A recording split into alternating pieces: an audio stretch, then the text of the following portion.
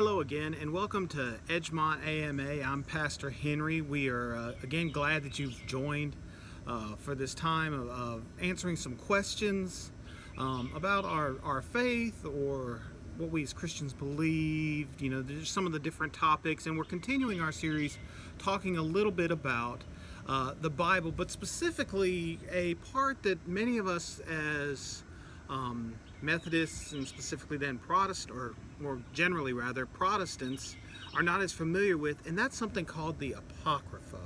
I remember my first exposure to the Apocrypha when I was a kid. We went to a wedding of a church member's former foster son. Was getting married, and he was marrying a girl who was Catholic, and he became Catholic, and it was at the Catholic Church. And I remember during the ceremony, during the mass they had, they read from the book of Sirach.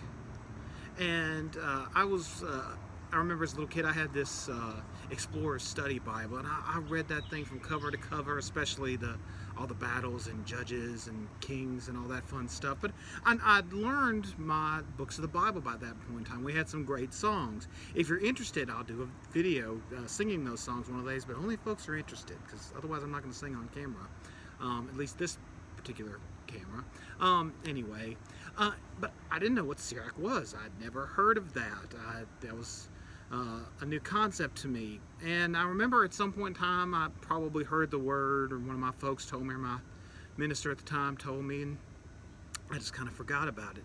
And then I got to seminary. And when I got to seminary, one of the classes I took was inductive Bible study, specifically the inductive Bible study of the book of Matthew. And our professor for that at Asbury Theological Seminary, where I went to seminary, Dr. David Bauer, had us buy a new little Bible. And it wound up being the Bible that I used pretty much exclusively throughout seminary. I still have it. As you can see, it's pretty well worn. It has traveled literally the world with me, and so it's a little worse for it. But I remember this is a Bible, the New Revised Standard Version, with the Apocrypha. And as you see, it's got in here, you know, it's got your Old Testament, it's got your New Testament, but then it has this whole section called the Deuterocanoncial books. And that is the Apocrypha. So what are the Apocrypha? Another way to think about that is these are books that we would consider mostly the intertestamental period. Period in between the Old Testament and the New Testament. And where those come from is those are writings from that period of time. Some of it is history, some of it is poetry, some of it is worship, some of it is wisdom sayings. But specifically, why we don't have that as Protestants comes from a little bit of where it came from. So you've got the original Old Testament, the Hebrew text, and then at some point in time that was translated into Greek, and one of the most famous documents being the Septuagint. And in the Septuagint is where you find a lot of these books here, books like Tobit and Judith and 1st and 2nd Maccabees that tell the history of Israel during the period of the Maccabeans. So you find all of that there.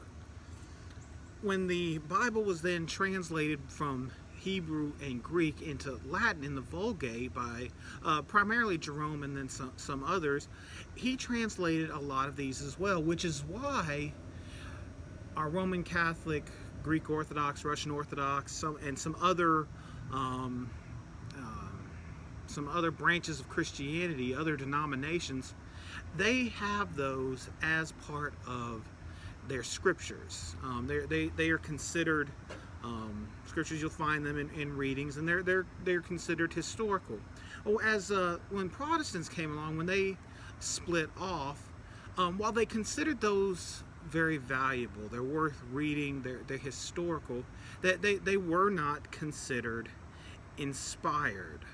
Luther was specifically one who was against that, so he a lot of Protestants ended up following suit, and we didn't have those in our Bible. Instead, they went by more the Masoretic text, the Hebrew Bible, which, if you look at it, it's got 24 books, which is the exact same as our 39 books of the Old Testament, but it's just divided up a little bit differently. For instance, 1st and 2nd Samuel is one book, 1st and 2nd Kings is one book, and a couple of other things like that. But so since Protestants went by the Masoretic text, and rather than just the Septuagint or even the Latin Vulgate, they omitted these Deuterocanoncial or the apocryphal books, these intertestamental books. So that's a little bit about what they are. But that being said, I do think these are worth reading. These are worth hearing for us as Christians, because this period of history gives rise to eventually the world that Jesus would come into, and so it gives you a little bit of background. It's also worthwhile noting that probably a lot of the early Christians, the Old Testament they had was the Septuagint, so they would have been very familiar with a lot of these stories. So it's worth taking some time and checking out. Probably the easiest thing is to search online at one of these Bible websites, like something like BibleGateway.com, probably your Bible app, and you can download a version of the Bible, usually for free, that's got the Apocrypha in it. And then you can read through that and check out some of the things and learn some of the different things about the Apocrypha, and maybe just a little bit about history and about how things were for the Jewish people in that time. Well, this was a little bit quicker video today. I was glad to be able to talk a little bit and again have a chance to nerd out. I hope you enjoyed it. I'm going to end this now because it's pretty warm here in Alabama today. But if you do have any questions about this, maybe something else you'd like to hear about as it pertains to the development of the Bible, or some of the books that some of us have, some of us don't, or that aren't in there, I'd love to share more. But drop a question or comment down and we'll talk about that, and we'll see y'all again soon. Thanks.